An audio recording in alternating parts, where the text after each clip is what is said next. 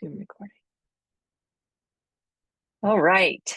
So this course is Testing Strategies for Success. I am Kathy Lloyd, and I own my own little consulting company called Whimsy at Work. And I spent most of my career in the higher education realm, and they are deeply in need of analysts these days. So I highly recommend that you check out what jobs they have available.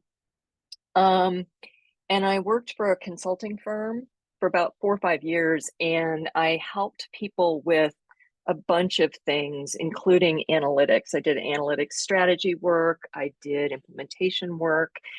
And my last full-time job in higher ed was as the chief data officer at UW-Madison. Does anybody know what a chief data officer is? Good. We'll cover that at the end. And I do keynote speeches. I do, consulting gigs, but my joy comes from coaching, executive coaching. And so a lot of my work in that area is just making sure people are having a good time at work and keeping it light. So let's start out with, why is this not okay? Oh, I did it. Okay.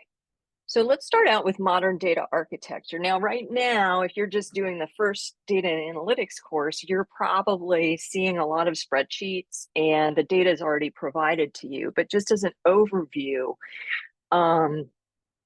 data gets created in lots of different ways. So you've got this thing, ERP, which is sort of your HR system, the financial systems. These are the systems that people use to collect money, et cetera. So a lot of those exercises and things like that are basically extracts from one of these large scale systems. And so what happens is, in order to get it into a place where you can report on it, generally you have to extract the data or move it into a form and a location where you can really report on it versus being in the production system where people are creating new transactions and things like that. So the data gets created all over the place. I've also included IoT, which is Internet of Things. And I don't know if you've heard of that, but Internet of Things is basically kind of monitoring things like how many network nodes or how many users are on your network, those kinds of things. And so these little tiny things are tracking data all day long. Maybe it's the temperature in your building at the millisecond. And so they need to kind of get transformed into a model that people can use for querying and reporting. So a lot of the things they do is the stuff that we're doing in Excel, where it's like there's null value, there's a blank value in the data, and you might want to, as you're pulling it in, you might want to transform it so that everybody who's doing their analysis doesn't have to do it each time. So that is the process called data integration.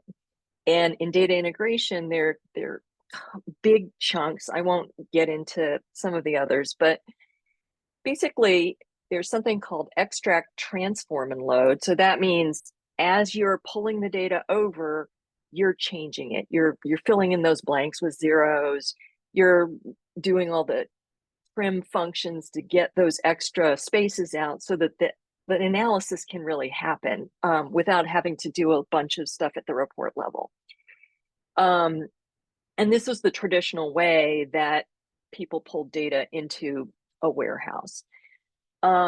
These days, there's something called ELT, which means we just suck the data in raw in the tables that are in the existing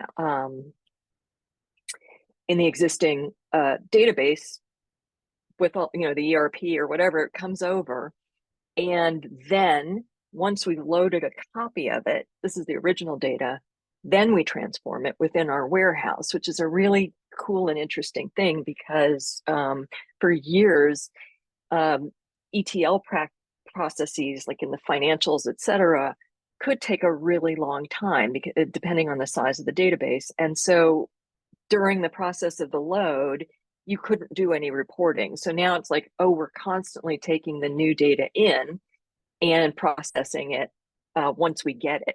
And because of the way that these tools work these days, they can do it really unbelievably quickly. And the last one I included is something called data virtualization. And what does that mean? What it means is that within the cloud of your warehouse, you have virtual connections that actually go into the cloud enterprise resource planning system, your HR system, et cetera, and you're just querying it in the live, like you're querying the live data. So the other thing about data virtualization is that you can also access external sources. So one of the things that they do, I don't know if you guys have heard about Snowflake, but this is a query engine tool, data lake kind of thing. And there are public data sources that are open to the public. And so things like the weather data, and you can just click a button and it automatically connects you to all of that rich data across the entire country. So these are sort of the three ways that you might encounter data in your data lake. Now, the data lake is usually carved up into different types of warehouses and optimized structures, which you'll see sort of in SQL, where you're joining tables together. And there's different structures that it can take. You can do it off of raw data, you could do it, et cetera. And then finally, there are data products. So these are the spreadsheets, they're the Tableau reports, the rest of it that you create with the data that's in the warehouse. And so what that means is that, let's say you're starting a new source. So you want to bring in some HR data that you have never brought in before. The first thing you need to do is you need a query that brings that all in and transforms it in some way, perhaps add those zeros to the blanks, et cetera. And that is a point of failure. So that's something you have to test to make sure that when the data came over, it matches what we had in the production system. So that's one point of failure when you're doing a big complex data initiative. The next place it can break is here, where you're taking the raw data and you're creating different structures, or they have things called materialized views, which are basically like queries on top of queries, kind of on top of tables. And that is another point of failure. And the next place you can have a point of failure is when you're showing it to the users and there's a problem in the report, or something's not working correctly. Maybe there's a parameter wrong. And so that's another point of failure. So right now, when we're doing our projects, we're just testing these spreadsheets. So maybe we'll do another formula to make sure that, oh yeah, this really is aggregating this correctly to make sure we get the right number in our results. So those are the three basic big points of failure that you can encounter in a large scale data initiative. Sorry, I'm going to take some water. So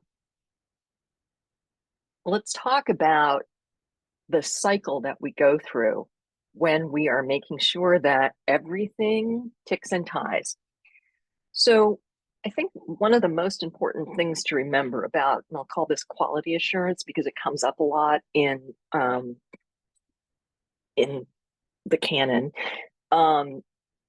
is that your reputation as an analyst depends very much on the reliability of what you're producing. And so I've actually had situations where we released a report and there was one thing wrong with it, and we had to send out a notice that we had fixed it and it was good now.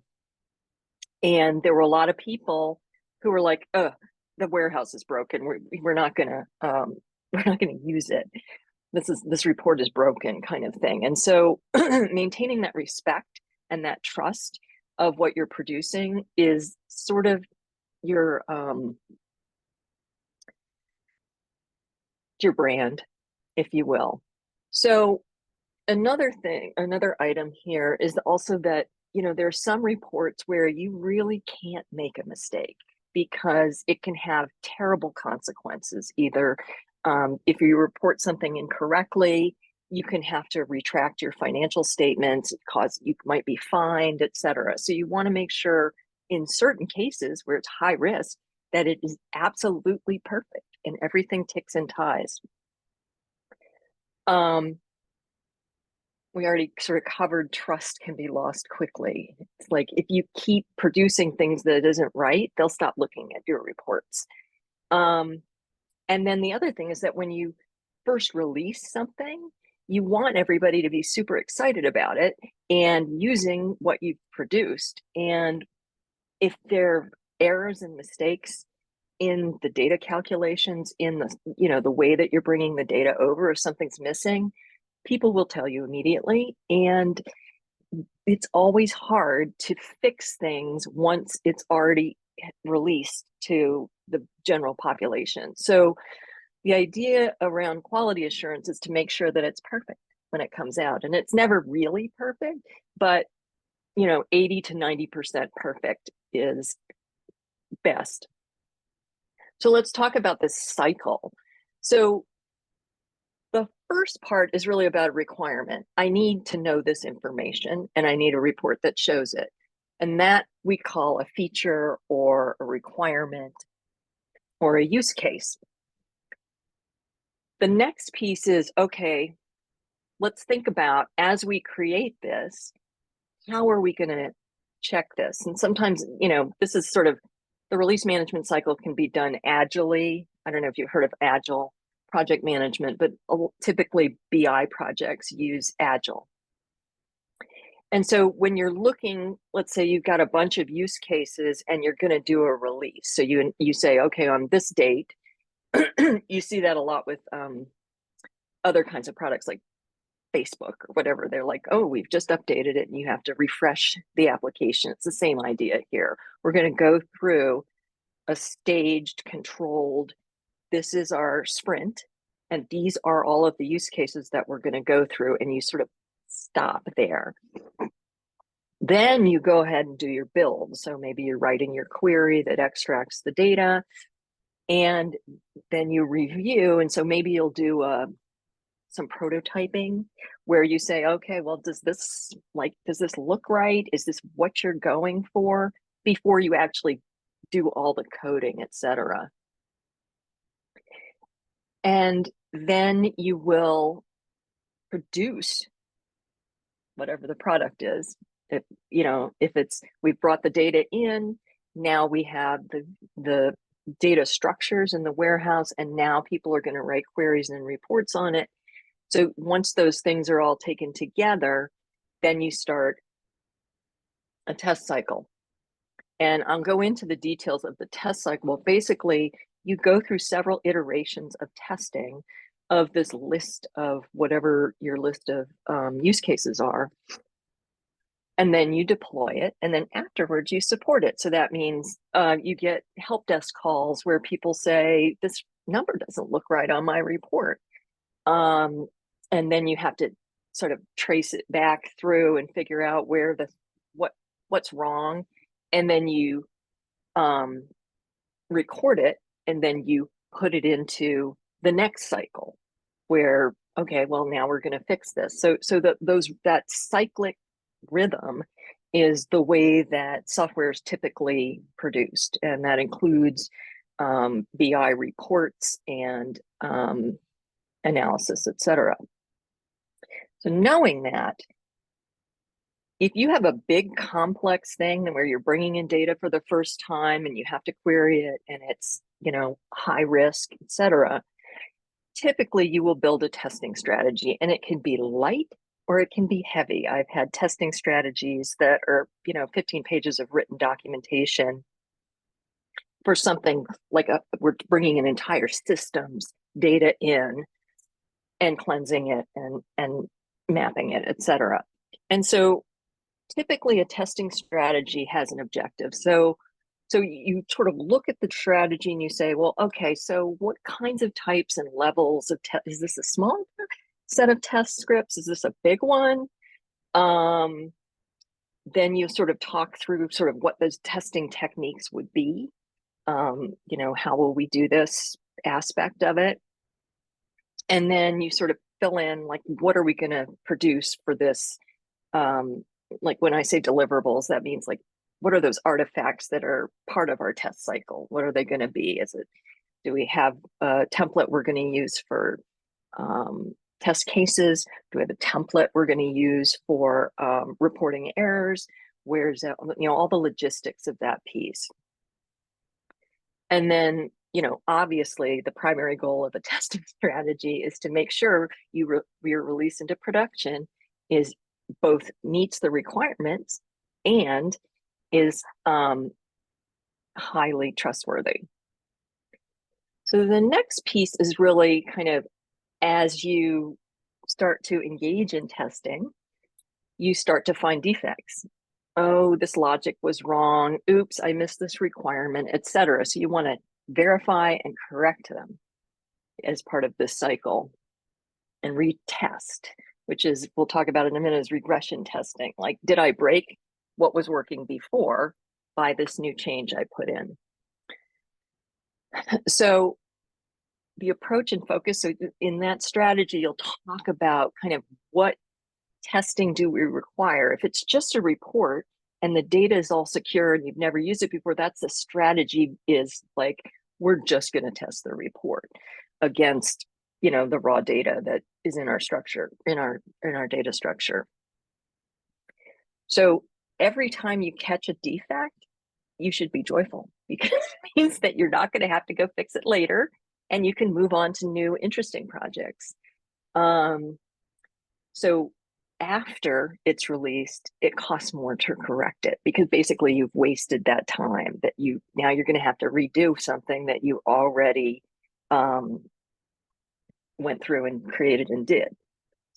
And so, this idea of sort of agreeing amongst the people who are engaged in this project are, what are those standards? How are we going to agree on sort of where we find information related to the issues that have occurred during testing? So one of the things that is really helpful is to have documentation, so that if you put in a ticket for a developer and say this field in this, or this column in this table isn't calculating correctly, that you can show them proof of exactly where the problem is, so that it takes them less time to solve it.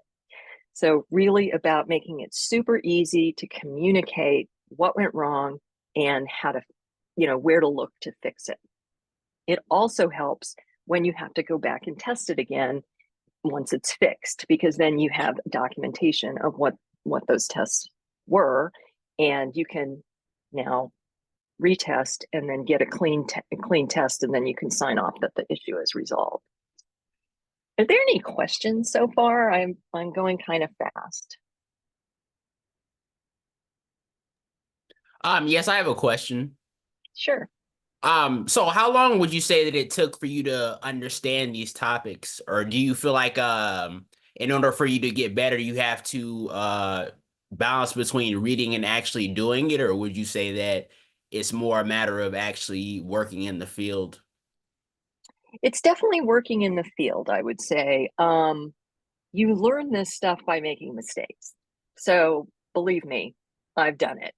So let's say you do you've learned it. You do your big project and you hand it in, and they're like, no, that's not right. You got to go back and start again. So it's really about in projects where it's more than just you, and there's all sorts of communications that have gone back and forth about what the user wants and why and when, et cetera, and making sure you've got all of those requirements and have asked all those questions up front. Because then, you deliver something and like, that's not what I asked for. So it's really about communicating end to end about, anyway, you learn how to cover your ass, if I may say so, as you go through. So things like, I never use naming conventions. I went and just threw something into production once, and then it was wrong, and I couldn't remember where. I didn't know what this, how to identify quickly the source of the problem. If you're on a time-bound project, somebody says, in 2 weeks, I need this report, or in 2 days, I need this report. You want to make the best use of that time. Does that make sense? Yeah, thank you for clarifying that. I appreciate it. Sure. Anytime. So let's I just also quickly. have a question. Yeah. Yes. All right. So there is like any way to test your data before submit it, so to avoid like submitting something that is wrong? Absolutely. And the way that you do that is to create a test plan. So you say, well, before I start this, how do I know that I've got the right answer? So sometimes in a spreadsheet, let's say, where you've written a complex formula that's really clear, sort of snazzy, if you go and write a simpler formula and then you test to make sure that they match when you get through it, that's a way of testing, if that makes sense. Yeah, it definitely makes sense. Okay. What else?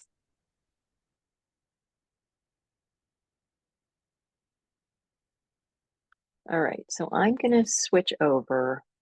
Now, don't be frightened by this because we're not going to go into anything, but basically this is like a more granular way of thinking about it. And these are some terms that you will hear.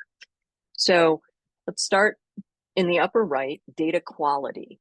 So what does that mean? That means the data in the output of the report absolutely matches the source of the data. So you can't, if you put out a report and somebody goes into the system that you got the data from and runs a query and it doesn't match what your report says, you're in a whole lot of trouble. So that's really what you're talking about. Is this trusted data? The next one down is something called regression testing. And regression testing says, well, I found an error and now they fixed it. And now I have to go back and make sure that they didn't break anything else when they fixed this, or that I didn't do it. Report testing, you guys already know, because this is really just, does this report, do the parameters work when I say they're going to do, maybe in your Excel files where you're doing the pivots. Does this make sense? Is this right? Let's talk about requirement traceability. So requirement traceability says that what I have produced is what my client or my customer asked for. So, and this is part of the communications aspect of this, because and why you would want to prototype some things and go, is this what you're talking about? Because if you deliver something that A, they didn't ask for, or B, isn't correctly doing what they want it to do, then you have a problem, because now they're going to complain and you're going to have to go back and do rework. So a lot of times with the testing, you're like, what did they ask for? And maybe there's something they call it a requirements traceability matrix. And it's basically just a list of everything they said. And then you have them sign off on that or just confirm it. That way, when you go to build, you have a list so that when they come in and go, actually, now that I see this, I would actually like something else.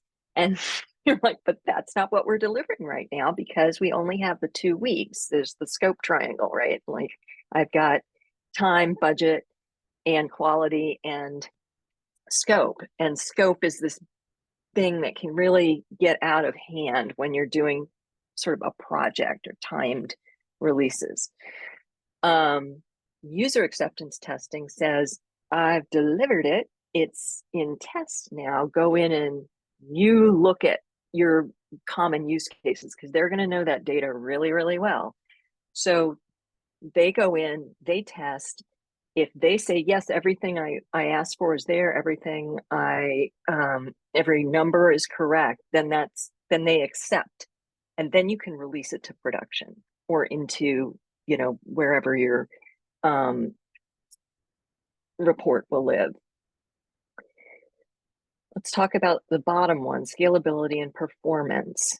So you guys probably haven't gotten there yet, but in places where there are huge data sets, if you write your query the wrong way, it won't return for like a long time. So when you're doing testing and it's a lot of data, or it's a very complex report that has to render on someone's computer, if it takes too long, people get frustrated, and that would be a negative. So sometimes we will test to make sure that the report performs within expected timelines, and that as the data grow over time, that we have an idea of kind of what that break point is, at what point it's going to degrade the production so badly that the report becomes unusable. So at the top of the right side is data model testing. And in that case, that is when you have brought the data over. Maybe you've cleansed it, you've fixed some stuff, you've organized it in a way that can be read by humans. So instead of the crazy table names that are in the source system, you've made it, something understandable for humans. And so in that case, what you're really testing is against those requirements. So you're looking and saying, okay, we said that we were going to bring this column in and we were going to call it X. Is that there? Is it correct? A lot of times, developers will fat finger something. And so like the name that you have for the column in the data model is, misspelled or something. So integration testing is done sort of after all of that. And it's really about, we're going to do a full scale end-to-end test and make sure that all of these pieces result in the data objects that we're trying to create in the warehouse. I'm going to skip OLAP cube testing because it's probably not relevant yet. But basically OLAP cubes are, they're structures in the warehouse that turn the data into something that's where there's a node of all of these intersections of different dimensions. And it's a very specific kind of thing, typically used in finance. So data transformation is all about when we put these rules in, we're going to change this blank to a 0, that it actually works. So are all of the things that we were expecting from the source system to come over as the transformed, whatever, the zeros, etc. And then data completeness. So sometimes, if we have written our query in such a way, it might be missing data that's actually in the source system, but because of the way our query was written, we missed it. So that's another area of testing. So I'll pause there. Is there any questions? Yeah, I have one. What website could we use to further look into these testing models?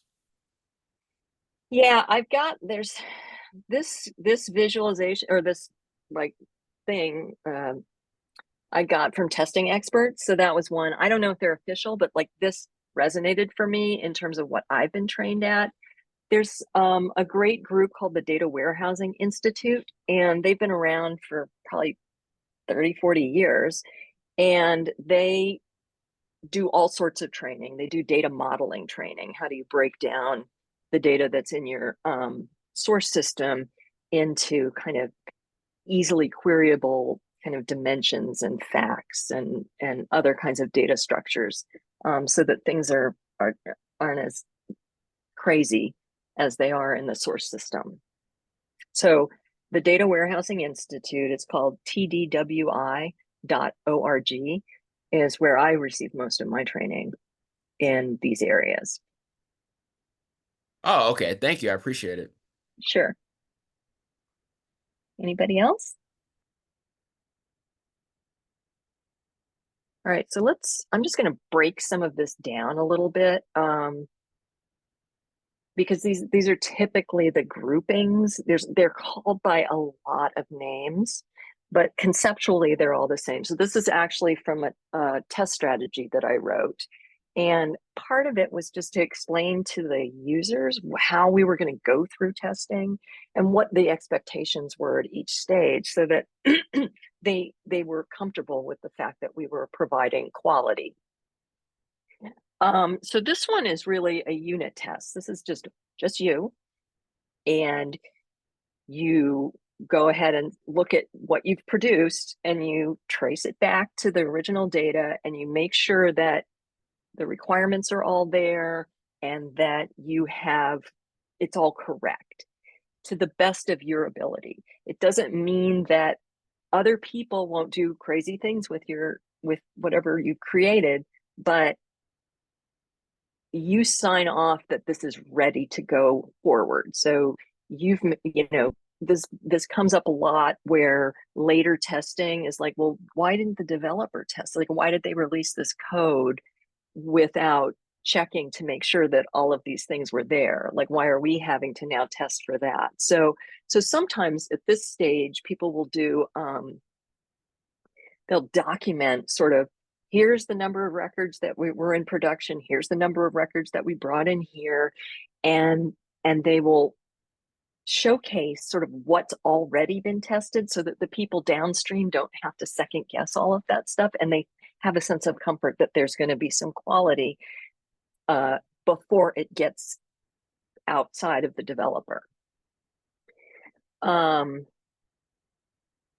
so typically, they're using the requirements document to go back and say, this got it, and reconciling everything. Does that make sense? And the environment at the bottom is typically like a development environment. You're definitely not doing this in the production area of anything that you're working on. Production is usually protected, and then you do all this testing in a copy of it. Does that make sense? Yes, it makes sense. Yes, it does. Okay. So then the next piece is really, now you're kind of going to expose, let's say it's your, business lead or SME test. And what does that mean? Subject matter expert. So in this case, the developer has said, yeah, this looks pretty good to me. I'm pretty confident in it. Now I'm going to share it with one or two people who know about the requirements, are deeply engaged with the project. Sometimes they're called business analysts. I was a business analyst. And so what a business analyst will typically do is go to the business, because they understand the business part of it, and they will collect the requirements and then translate them into something that can be coded and documented, and then they come back in after the developers have tested, and they do their own tests, which is why it's important to have that documentation from the developer test, because then you go, oh, all right, you tested this, this, and this. I'm going to look at it. I'm going to make sure and bless that the business aspects of it are correct. And then I will feel comfortable sharing it with the users, or the people who are the sponsors of it. And sometimes this can be, typically something gets found there because, the developer just didn't think of it. Or, I mean, if it's your own code, you're just not as, sometimes you just miss stuff because your brain is so used to seeing it, they don't see it. So that's the other piece of this, right? So typically they'll go through a pass, they'll record everything they find, just like, a teacher editing your paper, and then they'll give it back to the developer, and the developer will then take a second pass and put those changes into an environment where the business lead can test it again. And typically, once that's through, if you have a really strong developer and a very committed business analyst, you catch most of the stuff that needs to be fixed. And so, maybe you're looking at some of the data, not all of it necessarily, but like you're just sort of prototyping and going back and forth, and that happens in Agile quite a bit. And so that's one piece where it's just another set of eyes on what the developer did. So then that environment is typically QA, and it doesn't really have much to do with report development necessarily, because the quality assurance copy of production is absolutely, like pretty close. And the developers, could be working on multiple enhancements at the same time. And so that way you have a clean environment where just this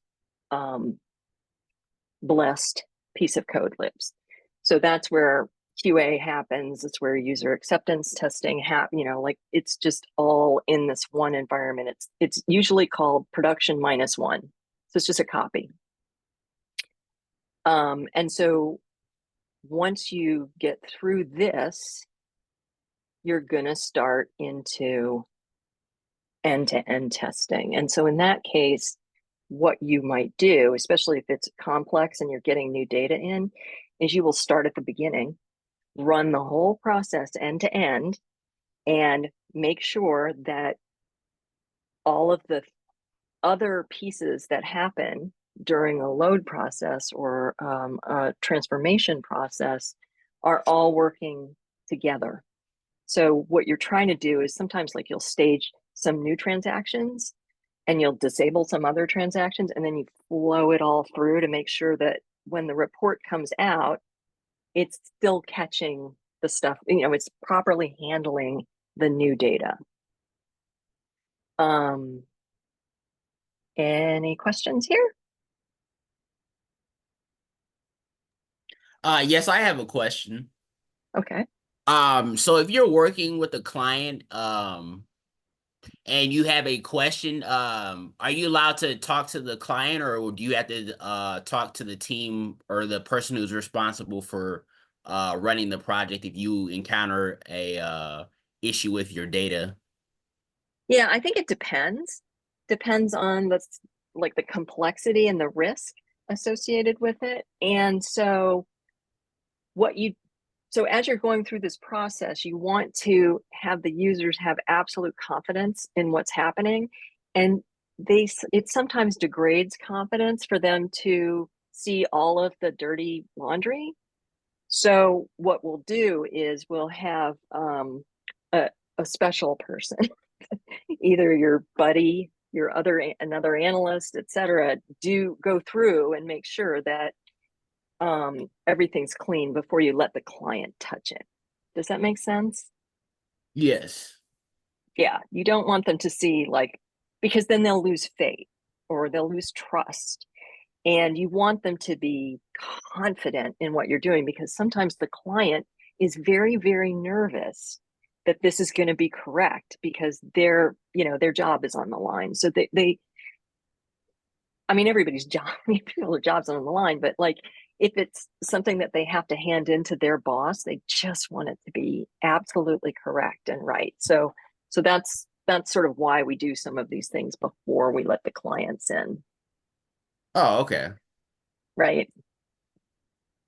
Just in terms of testing. And sometimes if you have a client that doesn't mind all of the, who's familiar with the process and knows that it's going to get messy sometimes, it's okay to have them do the testing. I wouldn't use a lot of them though, because then you will have if you do a test session and it's 2 hours and there's 15 people there, then you've wasted their time. And or they have to, if you find a showstopper or something, you have to stop everything and then they have to come back. So those are just some reasons why you would want to keep the clients out of it. Now, if you're prototyping something with like some data and you're going through with that client and going, is this what you were looking for? What's happening? Then it's okay to have them kind of touch it and test it, because you're going to get more feedback and more requirements out of it. So that's the phase that you're in. Okay, so let me go on to the next one. So this is user acceptance testing, right? This is when you have a bunch of users come in who are actually going to use this report, and they know that data backwards and forwards typically. And so you have them go in, and usually they're looking at the output, the report output. They're not looking at like the end to end, where we got this data came through here. They'll like look at the report that you've produced and they'll try to figure out if it's correct. And so that's the stage where maybe you've got 5, maybe it's 3, whatever. You want them to have a really good experience. Or if they find something, it's minor or something that's easily fixed, etc. Because at the end of this, you're going to prioritize everything that they find. And typically, like a lot of times they find stuff that wasn't in the requirements. They're like, now that I see this, I'd like you to, add this new column and do this calculation, etc. And part of that structure and making sure that you're delivering things on time is about making sure that they don't derail you with new scope, because otherwise you won't make that timeline. And sometimes your reputation depends on you doing it by the timeline, because you have another project lined up after that. So then, you get through this process and everyone holds hands and agrees that it's going to go into production. And assuming that they haven't found things that have to go back around the circle again to make sure they get fixed. So you might have to run a couple of user acceptance testing, one every week, and then you do the fixes and then you have them come back in and retest. So, sorry. Wrote. Any other questions about user acceptance testing?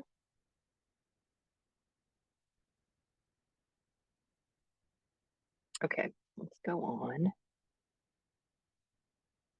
So these are some of the other testing that we kind of touched on in that big circle.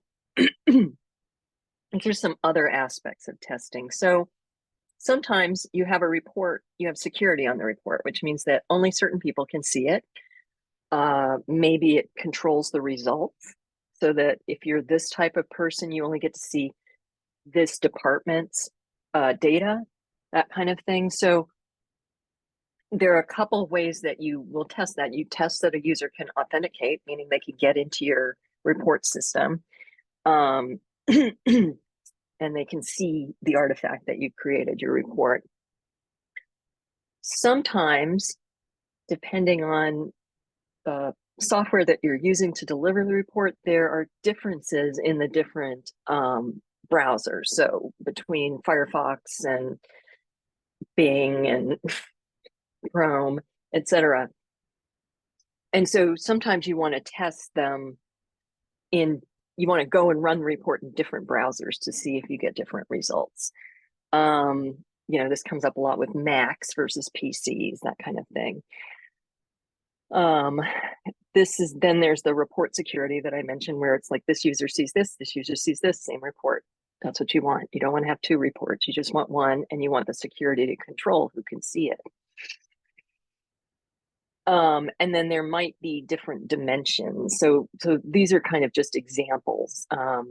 Sometimes when you're going into a a report, you'll have different aspects of it controlled by security. So, this person can only see these values in the chart of accounts, let's say, of a financial report, or they can see these columns, but not this column because it has social security number in it, et cetera. Those kinds of things happen.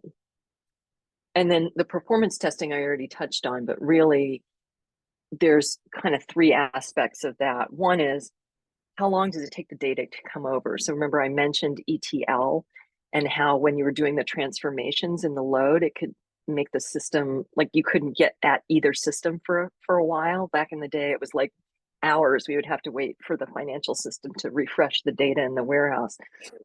It doesn't happen quite as much, but you do want to make sure that your loads, if you're taking down the source system to snap a copy and you're doing your ETL, and this will come up in certain places, it's hopefully getting to be less, but making sure that those loads come on really quickly as possible is important.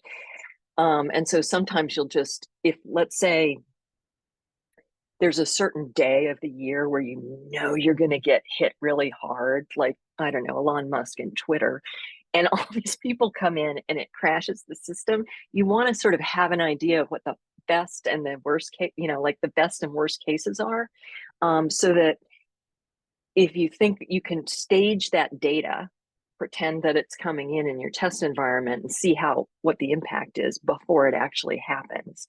So that kind of, on these days, we're going to have to do something different, maybe split it up, do something different. The next piece is stress testing. So in this case, this is maybe one user used your report and it was great, but maybe 15, 16, and 100 people are hitting the same report at the same time. What does that do? Does that slow it down and make it so that nobody gets any results? It's kind of like you're all sharing bandwidth. Do I have enough bars? Because everybody's doing it at the same time. So that's another area one might look into depending on the type of project that's happening. And then finally, network testing. This doesn't come up quite as much as it did, but I've definitely encountered it. It's where, for whatever reason, let's say you don't have a lot of bandwidth on your internet connection. And so when you go to run a report, it's super slow and you're just like, this report is horrible. And then you find out that everybody else is getting it, no problem. So then you have to kind of go, oh, okay, this is probably something to do with the amount of bandwidth that's available. Any questions here? Yes, I have one. Mm-hmm. So I think this might be a little unrelated, but how do you see AI affecting these processes? Okay, so AI,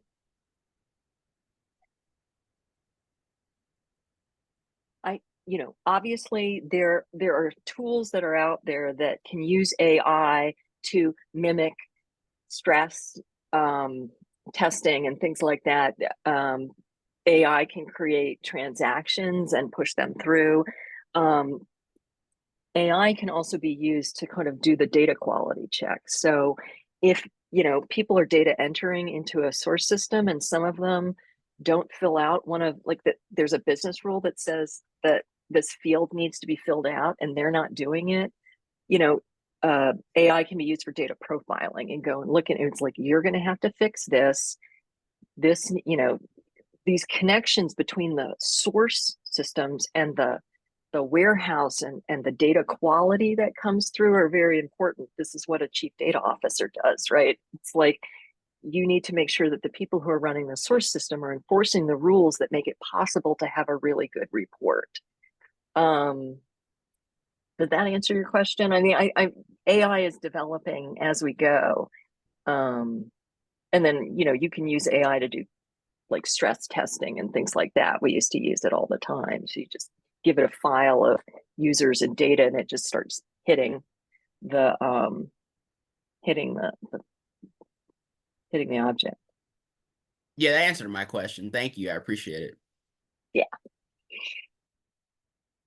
I mean, now there's AI that like you can, when you're doing instructions for people, like Tango, and you could just go in and like you're clicking through the like the process of generating a report, and it's capturing every time you click, and it knows like, oh, this is where we are, I should highlight this, and it will create an entire user documentation manual automatically. So that's another example of how AI is changing this whole process. I think the other thing that's changing is data virtualization and the ELT, where you're just pulling the data over. And then this idea that you don't necessarily, given the new cloud capabilities, you don't necessarily need to model the data the way we used to in the old days and create new data structures. It's like, no, we can query directly on the tables. We just have to create a view on top of it so that the names of the columns make sense to users. Okay, let's see, finish this. So let's talk about test cases and scripts. So typically, this is an example of a test case results template I used for a data project. And so what you'll do here is, you know, you want a case number. So usually case numbers tie back to requirements, user stories, and things like that. You then do a test case description. So like, what is the requirements? What's the use case? How does this tie back to what the users told us they want?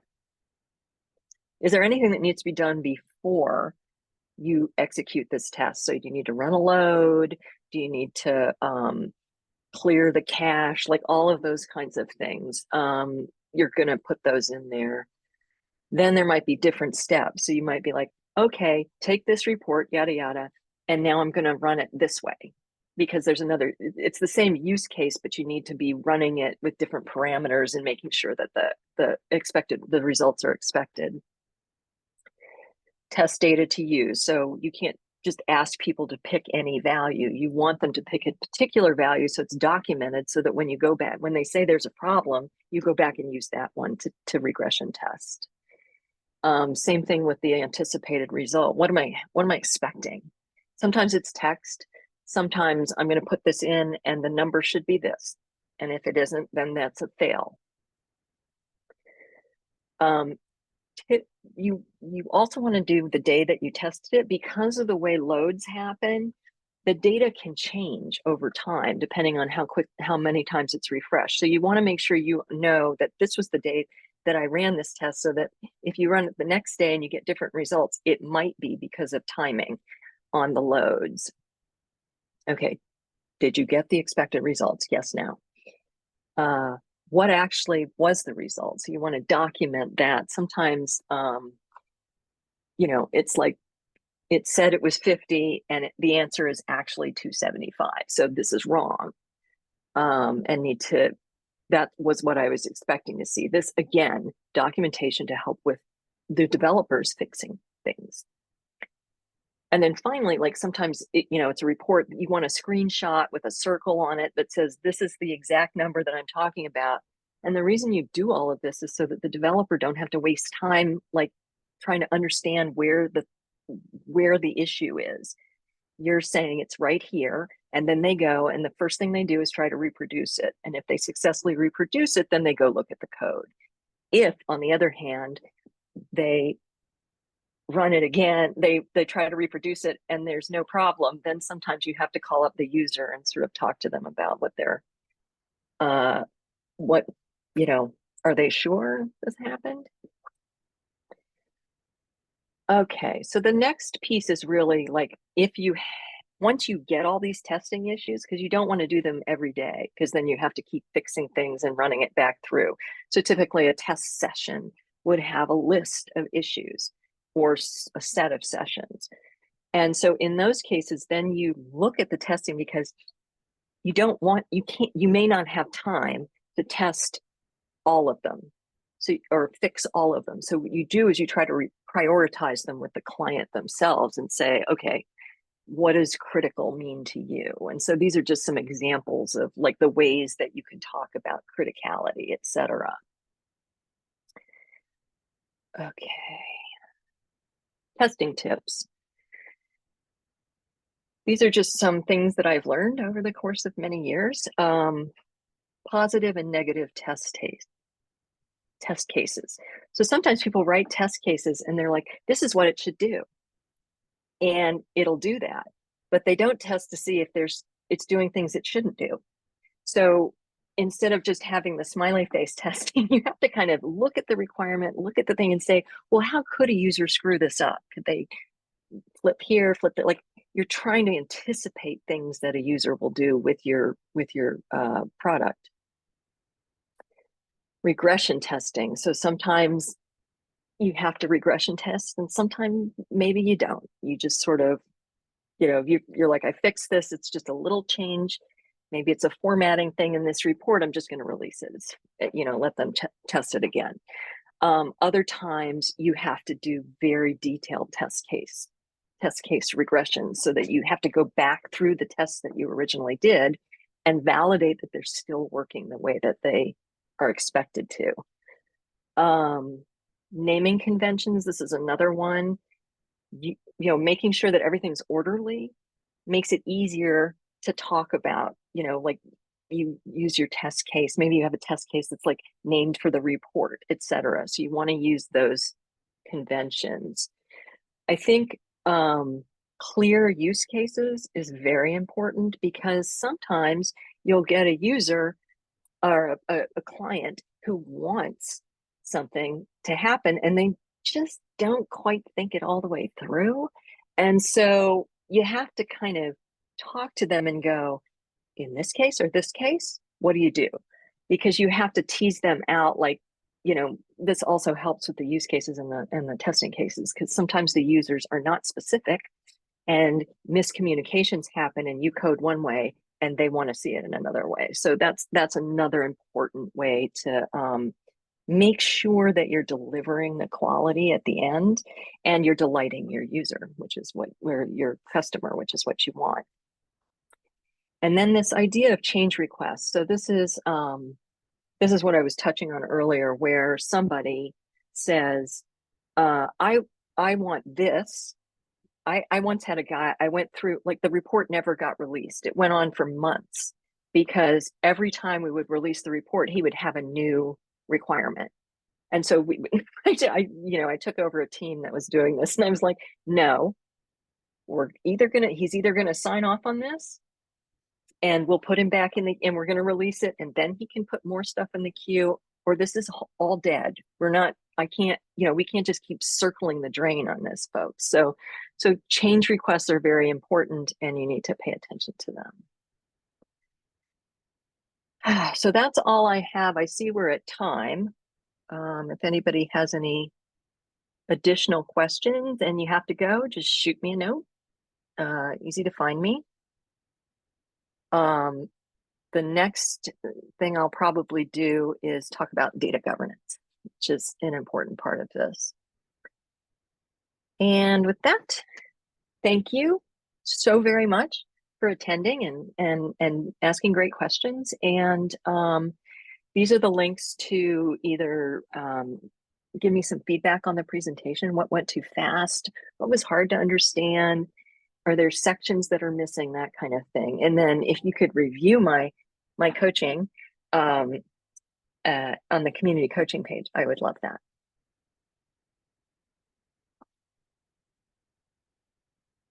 Thank you very much for your time. Thanks. This is going to be recorded, so you can always go back. Oh, okay, perfect. Great. Thank you.